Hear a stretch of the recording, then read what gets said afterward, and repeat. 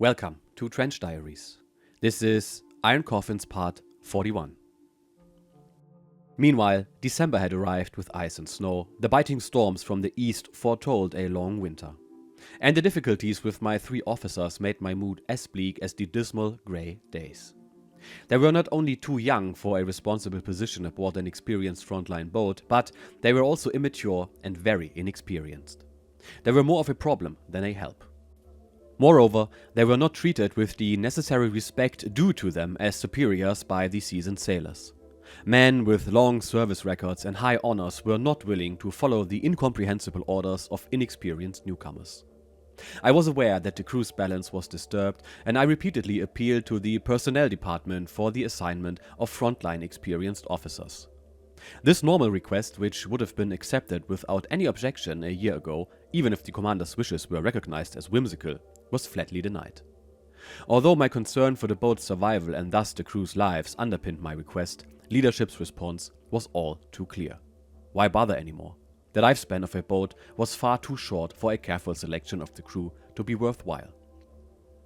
My difficulties with the senior ensign began with his overall incompetence. To make matters worse, he was designated by leadership and the party to instruct my men in the party's guidelines. The party's interference in naval and submarine matters had a short but stormy history. It began with the assassination attempt on Hitler. Until then, the submarine arm had been free from political influence. Even after the assassination attempt, when the party's power was increasing everywhere, we submarine commanders successfully resisted the infiltration of politically trained officers. But with the Reich's increasing decay, the party's influence in the Navy also grew, to the dismay of submarine veterans with and without decorations. My men repeatedly complained about the endurance slogans that the senior ensign conveyed to them without my knowledge. Their reaction was absolutely normal. They had proven their loyalty and courage at the front. They did not need a party preacher telling them how to fight and die. Regardless of whether I could enforce the senior ensign's reassignment or not, I was determined to prevent his lectures.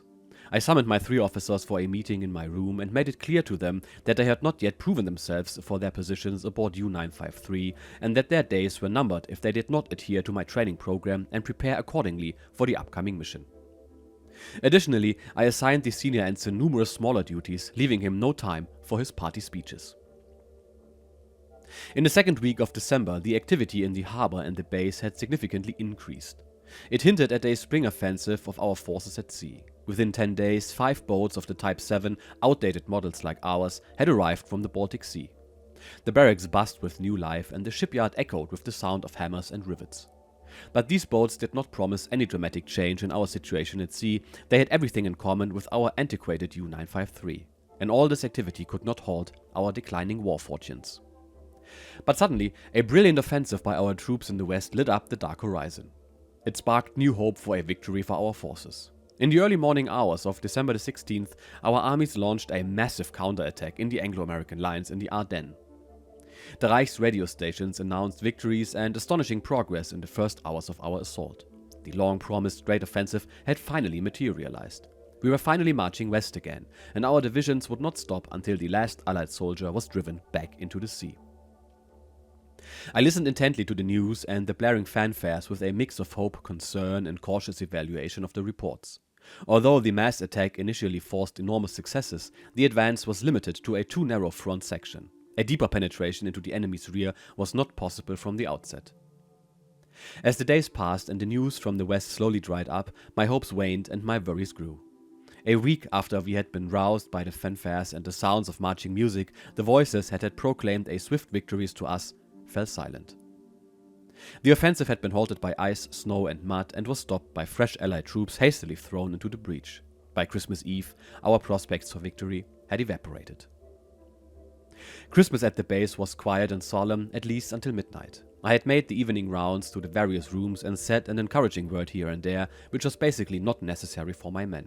They had developed their own hard shell to ward off what was happening around them, and I soon retreated to my room. The tree, the tinsel and the angel hair reminded me of happier Christmases. The base had settled down, everything was quiet. Hours after midnight I was awakened by loud knocking. It was the political ensign, the officer on duty that night. "Lieutenant, I must report that there are some girls in the barracks." "What? Are you serious? You must be delusional." "Nein, Herr Leutnant. I observed one of these sailors sneaking through the fence with a woman and disappearing into one of the rooms. The matter started to get interesting. I slipped into my uniform and began my round at the far end of the barracks where most of the men shared a room. I quietly opened the door. Everything was dark and peaceful. I turned on the light, but everything remained dark. The men had wisely unscrewed the light bulbs from their sockets. "Get your flashlight, Ensign." "Jawohl," he said, full of enthusiasm. I stood at the door, listening. The slow, rhythmic breathing of the sleeping men was all I heard. I regretted the ensign's involvement in this matter as well as my own. What difference did it make at this point in the war in whose bed the men loved? It was certain that none of us had much time left to live, let alone time to love. But orders were given and orders were standing, and orders had to be followed. The ensign returned with his flashlight, and I let the beam glide over the face of the first man and over his blanket. Everything seemed normal. The next face woke up, wide eyes staring into the cold beam of light. The third blanket was suspiciously puffed up. I lifted the corner and discovered the small face of a frightened blonde girl. Realizing how rude I was, I dropped the blanket. Then the light came on in the barracks, and I discovered 2 more girls. I delayed further inspection, hoping that the men in the other rooms would support their girls' escape from the barracks. As for the 3 men I had caught in this somewhat unusual situation, I could not avoid the old conflict between military discipline and personal affection. I postponed the decision until after Christmas. On the second day of Christmas, the earth began to tremble, a familiar symptom. It was a constant, dull roar in the distance. A city was being bombed and turned into ashes. It was Hamburg. I took one of these strong Zeiss binoculars and went to the nearby country road, from where one had an excellent view over the landscape. The winter sky was bright blue and cloudless, the air was cold and clear. A white winter sun shone over Hamburg. It was reflected in the wings and fuselages of hundreds of flying fortresses approaching from the North Sea. They came closer from the improbable vastness. Squadron after squadron passed through the frosty morning air. Tiny grey and black explosive clouds unfolded between the many hundreds of bombers, accompanied by countless fighter planes. Through my binoculars, I saw the rain of bombs the planes dropped. Then the first planes exploded, red and yellow fireballs in a silky blue sky.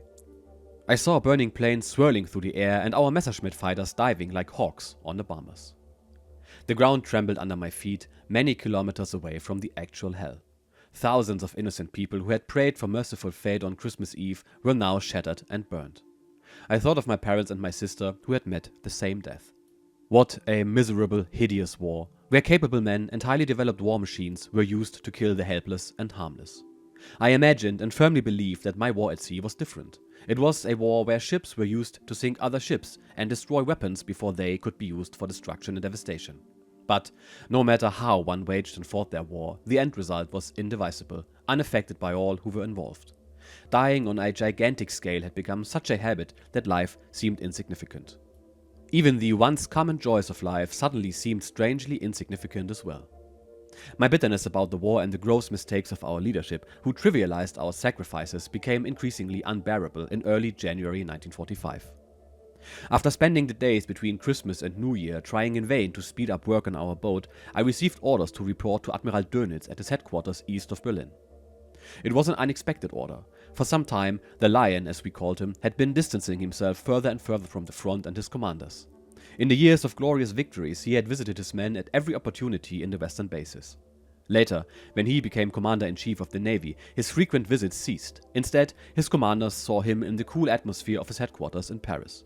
Then, after the tide of the naval war had turned massively and our front boats were dying in droves, Dönitz had moved his headquarters to Berlin, and the meetings with his commanders soon ceased altogether. In Berlin, I took a room at the well-known Hotel Fürstenhof, took a long shower, put on a new white shirt, took the S-Bahn to the Bernau suburb, boarded a small bus that had apparently been waiting just for me, and then drove down a paved country road through pine forests to the heavily guarded headquarters with the exotic name Koralle. A guard meticulously checked my papers and let me in. Someone then led me into the interior of the naval headquarters. Its labyrinth of sterile corridors, along with legions of impeccably white-jacketed officers, gave the impression of a large hospital. Only the smell of ether and carbolic acid was missing. The admiral, I was told, was not yet present. I was invited to have lunch with the staff instead. The decorated tables, the fine table settings, the exquisite porcelain, the selected silverware, the dense rows of white-clad officers, all of it seemed overly sophisticated to me. I caught myself thinking that most of these gentlemen could have spent the war years with better use. If only they had amused themselves a bit less and exerted themselves a bit more to equip us at the front line with the most effective weapons in a timely manner, weapons we so desperately needed to fight and succeed, then Germany could still have most of the crews of the 241 boats that had been sunk just in the past year. Perhaps even an active U-boat force nearly as expensive as the ghost fleet of the 630 U-boats that had been sent to the bottom of the sea since the beginning of the war. The elegant staff officers stood up and disappeared. I was left alone with 5 officers who were distinguished from the white-jacketed gentlemen by their navy blue uniforms. The absence of the U-boat badge branded the 5 commanders as newcomers who had not yet endured a depth charge attack.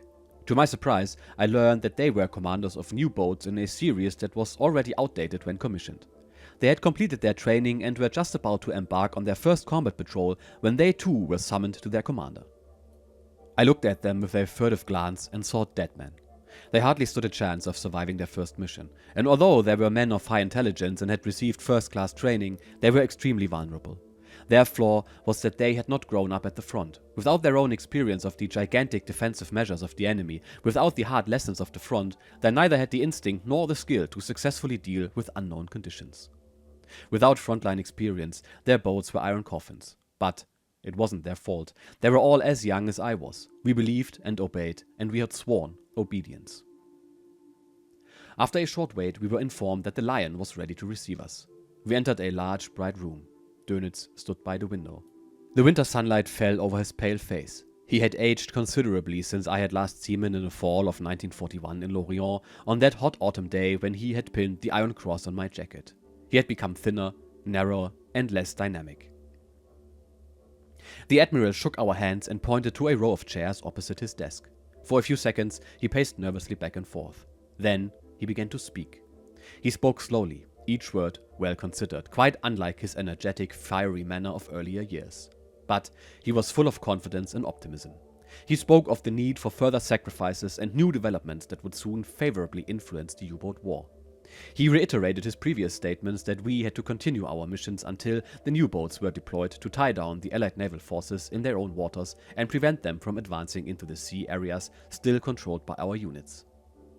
We were the outposts of the Reich who had to maintain the unequal fight until the tide of war turned in our favor again.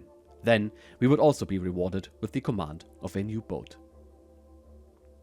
In conclusion, he informed us of his remarkable decision to send all available old boats, including the school boats assigned for training, to the front in the spring to surprise the enemy with a large-scale offensive. The Admiral's speech was brief and impressive. Dönitz, though visibly exhausted, was still able to convey the spark of enthusiasm that had spurred us on during our years of triumphs. Yet, nothing he said was really new, and it felt that he only seemed so convincing because he was so desperately fighting for our faith and devotion. What I knew about him was that his tactics, which had once led us to victory, were now causing the deaths of thousands of loyal men in their outdated submarines. His latest order seemed like a desperate attempt to delay the inevitable defeat. However, I sincerely wished that my assumption was wrong. After 2 days of absence and a journey through fields of rubble and smoke-filled Berlin air, I returned to the base. At breakfast the next morning, the first watch officer reported to me that the overhaul of our boat was complete and that the boat had been moved to the dock of the base. Then he reported about 2 newly built U-boats that had arrived alongside before nightfall. I slipped into my leather gear and went down to the Trave. U-953 lay at the dock with freshly painted superstructures, scrubbed decks, and greased anti-aircraft guns. My men were assembled on the deck for the morning muster, but they were also glancing with one eye at the new, large boats alongside. I walked across the gangway to my boat, returned the salute of the first watch officer, and acknowledged the crew's thunderous "Guten Morgen, Herr Leutnant."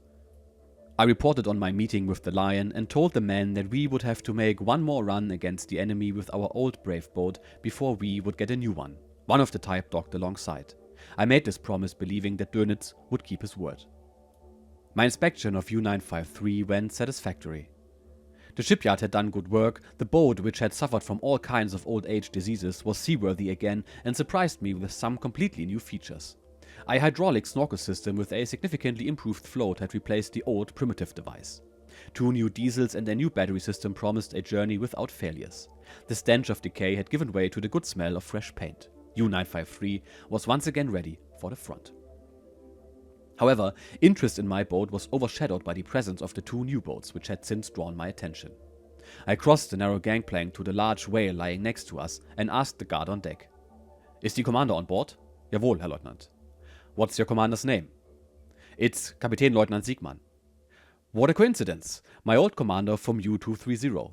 I quickly climbed into the bridge structure, fell through the hatch into the spacious tower full of mysterious equipment, and then let myself down the ladder into the control room, which resembled the turbine house of a power plant.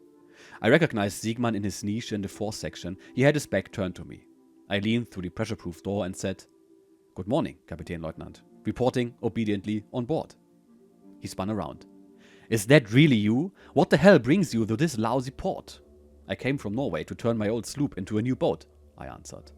"What? You're still running around one of those old coffins?" "Yes, unfortunately, I don't have your connections, Captain. Congratulations on your new boat." "Thank you. Come on, I'll take you on a tour. Or, have you seen such a boat before?" "No, I haven't had the pleasure yet," I answered.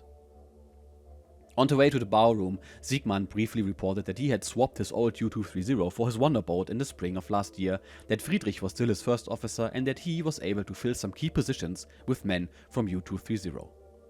Then, with clear concern in his voice, he revealed that our U-230 had been lost at sea during the invasion of southern France, but according to intelligence reports, our loyal men had been captured. No, Riedel was not among the prisoners. He had been assigned to command U-242 shortly before the end of the U-boat era in the Mediterranean and was looking forward to his first mission as commander.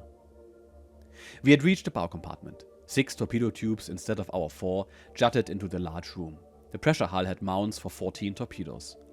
The compartment resembled a technical laboratory with an abundance of the latest apparatuses and instruments. "We reload our tubes in 10 minutes. Everything is effortless and completely hydraulic," Siegmann explained proudly. "We press a few buttons and the reloading is done silently and automatically. We no longer touch our torpedoes at all." The bow compartment was dedicated solely to the storage, handling and reloading of the torpedoes. The crew, who on the old boats lived, slept and ate crammed together like sardines between torpedoes and reloading equipment, were now housed in their own spacious compartment.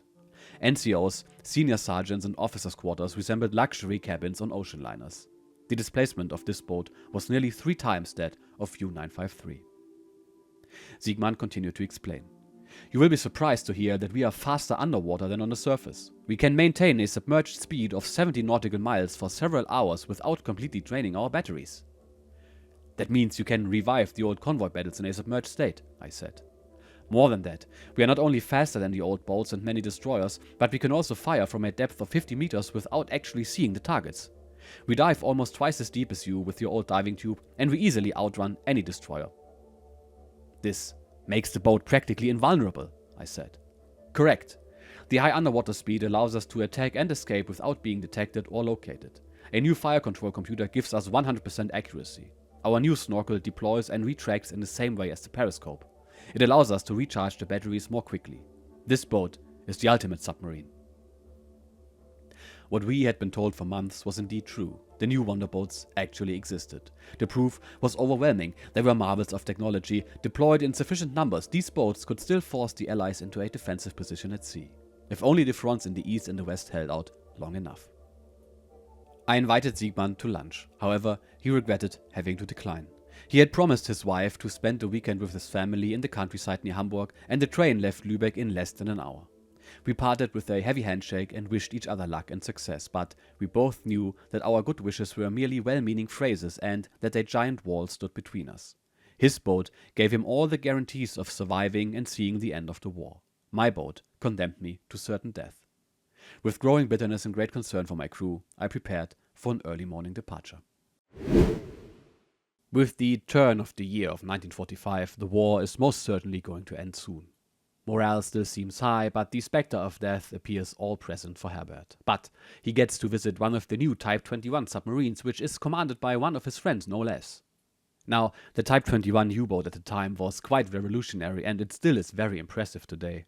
There is one that was converted into a museum ship in Bremerhaven, and I highly recommend you visit it, especially if you visited Type 7 at Laboe or the Russian Tango class moored in Hamburg before. The Type 21 practically feels like a hotel. It is that much bigger and more comfortable.